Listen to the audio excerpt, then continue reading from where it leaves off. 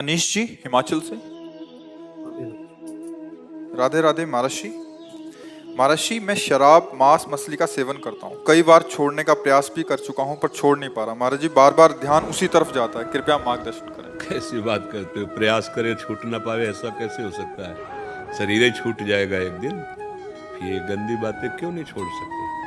आप इतने कमजोर हो गए हो कि या देख लो आपको मन कितना तोड़ दिया कि आप कहते हो मैं छोड़ना चाहता हूँ, छोड़ नहीं सकता। ऐसी ये बात तो हमारी समझ में कम आती है कि आप छोड़ना चाहें और फिर वो छूटे ना। ऐसा कैसे हो सकता है? बाहर से सुन के आप छोड़ने की बात करें, अंदर से सुख बुद्धि आपकी उसमें है। अंदर से सुख बुद्धि, इसलिए आप नहीं छोड़ पा रहे हैं। क्या लाभ आपको शराब पीने से मिलेगा? हमें एक भी लाभ बता दीजिए आप शराब पीने में।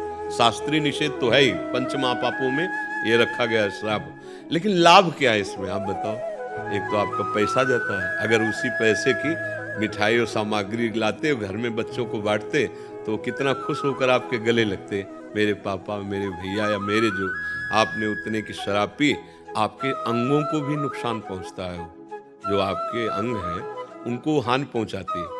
शराब से किसी के अंग पुष्ट होते हैं क्या अंदर के?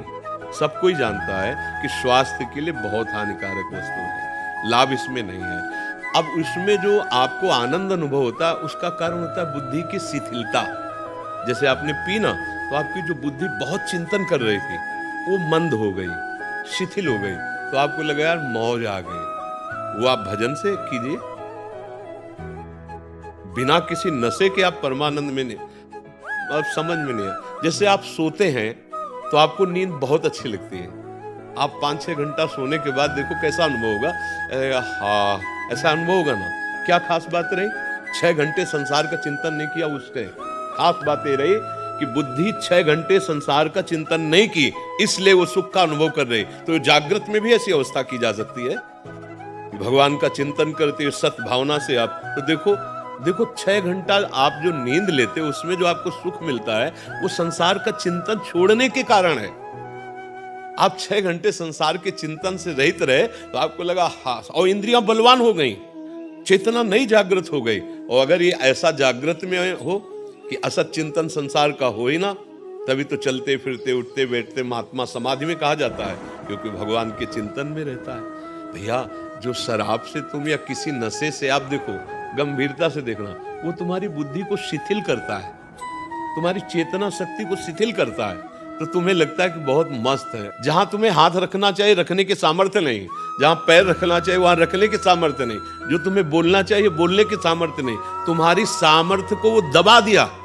तो तुम उसको क्या मानते हो कि वो बड़ा मौज आ गई, बड़ी मस्ती आ गई। नहीं, आप लोगों ने तो देखा होगा, हमने यहाँ देखा अपने वृंदावन में, जब रात्रि में आ रहे थे तो एक छोटी सी नाली थी, और एक भैया जी यही पान किए हुए थे, तो अब वो नाली को ऐसे देख रहे जैसे समुद्र पार कर रहा। बार बार पैर ऐसे उठाते, फिर ऐसे करते, आखिरकार वो छोटी सी नाली में उसी में गिर गए। कि अब बताओ, क्या ये सुख है सर आपका?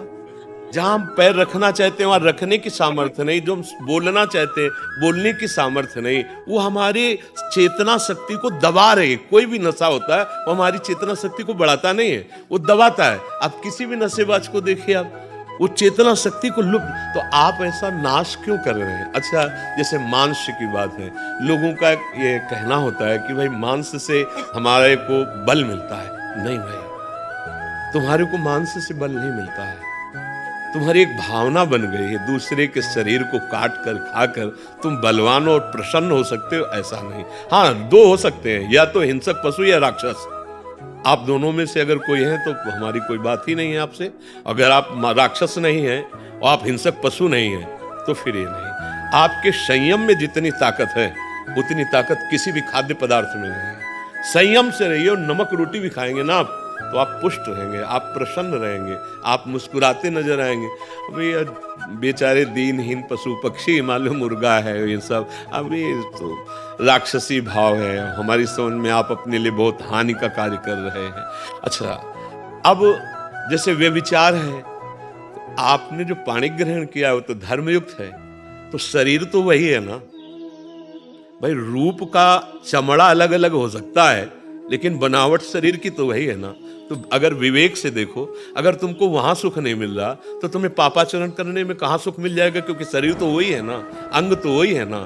तो मन को अगर हम शांत रखकर अपनी पत्नी को अधिक से अधिक प्यार करें या अपने पति को अधिक से अधिक प्यार करें तो गृहस्थी बड़ी सुख भरी हो जाए, और धर्मयुक्त है, कोई उसमें पाप है नहीं, बड़ा मंगलमय जीवन। पर मनी राम को न समझाने के कारण अब उसमें सुख तो है नहीं, जो हमारी चाह है, हमारी जो चाह है सुख की, वो वहां है नहीं।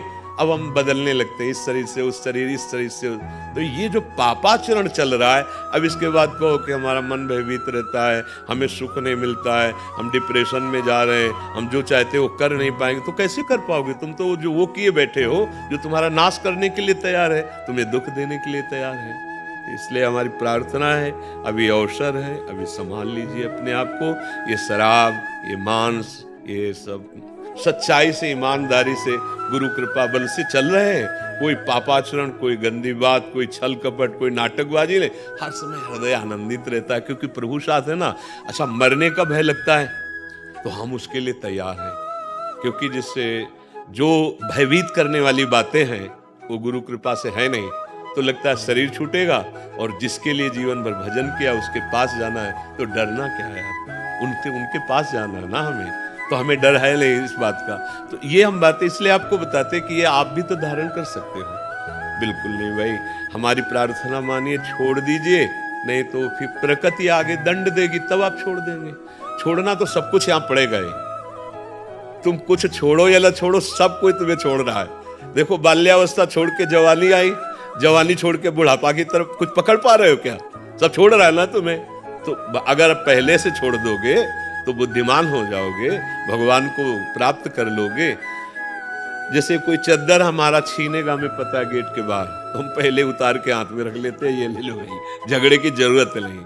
तो माया छीन लेगी। सुत बनितादि जान स्वार्थ रत, ना करु नेह सभीते, अंतहि तो ही तजेंगे पामर, तू न तजय वहीं ते, मन पचितई है अवसर बीते। गोस्वामी तुलसीदास जी कह रहे हैं। तो पाप कर्म काहे कमा के जाओ, ये खेती है मनुष्य जन्म। आप नारायण बन सकते हो, आप भूत बन सकते हो, आप मनुष्य बन सकते हो, आप नाली की कीड़ा बन सकते हो। आचरण, आचरण, आचरण तुम्हारा अगर सही है तो सच्ची मानो, बिना कोई सुख सामग्री नहीं, पर हृदय आनंदित रहेगा। और आचरण सही नहीं तो जलोगे। बड़ा पुण्य किया महाराज नहुष ने, और बड़े यज्ञ किए तो देवराज इंद्र पदवी मिली। देवराज इंद्र पदवी कोई छोटी मोटी थोड़ी, त्रिभुवन का स्वामी है। अब नशा चढ़ा पद का भी नशा होता है ना। कोनर अस जन्मा जगमा ही, प्रभुता पाई जाय मदना। अब उनको लगा हम त्रिभुवन पति, हमारी आज्ञा सब। तब उन्होंने कहा कि भाई देवराज इंद्र जो पूर्व थे, उनकी पत्नी सेवा में आवे। अब इतनी अप्सराएं हैं, इतनी सुविधा है, लेकिन पदाभिमान पापाचरण के लिए प्रेरित किया। अब वो भाग के गुरुदेव की शरण में गए, बृहस्पति जी की, कि भगवान अब आप ही हमारी रक्षा कर सकते हो, और आपने वचन दिया था कि तुम शरणागत हो जब कभी कोई दुख पड़ेगा। तो अब भगवान इससे बड़ा दुख क्या कि अब ऐसा है, त्रिभुवनपति पद पे बैठा हुआ है और इसकी आज्ञा का पालन करना होगा। तो उन्होंने बहुत बुद्धिमानी से कहा, हाँ जाओ, कह दो कि हम तुम्हारी शर्त स्वीकार करते हैं, पर अभी तक जितनी सवारियों में हमारे महाराज इंद्र आते रहे, आप उनमें से एक भी सवारी में मत आए। आप कुछ ऐसा अलग आए सवारी में जिससे हम प्रसन्न होकर आपका स्वागत करें। तो वो पूछेगा तुम कि क्या सवारी से? बोलो तुम ऋषियों की सवारी करते, ऋषियों को से पालकी ढुला के। बोले सर्वनाश की जड़ यही होगा उसके, वो अभिमानी समझ नहीं पाएगा, मारा जाएगा। ऐसा ही किया।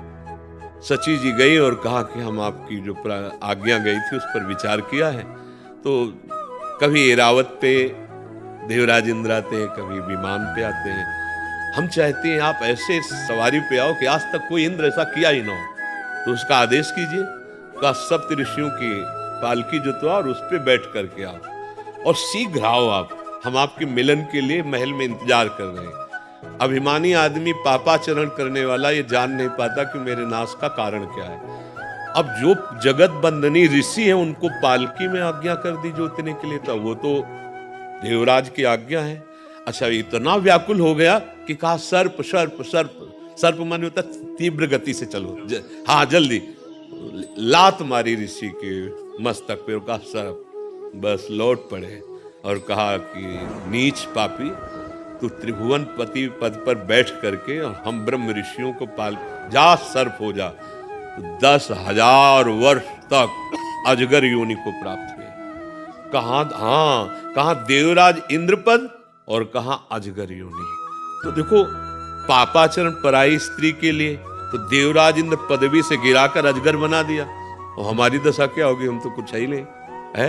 वो तो पुण्यात्मा पुरुष जो त्रिभुवन पति है, इसीलिए कहा गया। ये हर एक बात पर ध्यान दीजिए। आप शराब पीते, आप मांस खाते, आप पराई माता बहनों की तरफ गंदी, भले पैसे वाले हो तो पैसे से अधर्म किया जाता है कि धर्म किया जाता है? देखो, गाय घास खाती है, दूध ठाकुर जी बना देते हैं। उनको दूध चाहिए क्या? उनको रबड़ी चाहिए क्या? उनको नारियल चाहिए क्या? यार, उनको तुम्हारी पवित्रता चाहिए, तुम्हारा प्यार चाहिए। जैसे आप 1 किलो सेव लिए और घर में गए, अपने 4 बच्चे हैं, अब चारों बच्चों को दे दिया। अब एक बच्चा दौड़ के आया तुम्हारी गोद में बैठ के और तुम्हारे मुंह में पवाने लगा, अब तुमको कैसा लगेगा? दिया पापा ने ही है, पर पापा को जब पवाया तो पापा क्या करेंगे? उस सेव को अपने हाथ में ले लेंगे, उसको गोद में बैठा लेंगे और स्वयं पवाएंगे। ऐसा ही भगवान का भोग लगता है। तो दियम वस्तु गोविंदम, तो आपने दिया है प्रभु, आपको समर्पित है। वो बात अलग हो गई। ऐसा नहीं कि तुम पापाचरण करो और फिर भगवान को भोग लगा दो, या मंदिर में जाके नारियल चढ़ा दो, या धूप बत्ती। अगर जितनी सुगंध है भगवान के श्री अंग की सुगंध के एक अंश के बराबर भी नहीं। उसमें तुम्हारा जो भाव है कि प्रभु आप प्रसन्न हो जाओ, तो वो अपनेपन से प्रसन्न होते। नाम जब करो, किसी से आशीर्वाद मांगने की जरूरत नहीं। ये गंदे व्यसन छोड़ो, खुद देखो परमानंद में प्रभु तुम्हारे हृदय में बैठे हैं। भगवान कोई लोभी लालची व्यक्ति थोड़ी है कि माल छलाओ तो तुम्हारी तरफ और माल ना छलाओ तो तुम्हारी, ऐसा ले।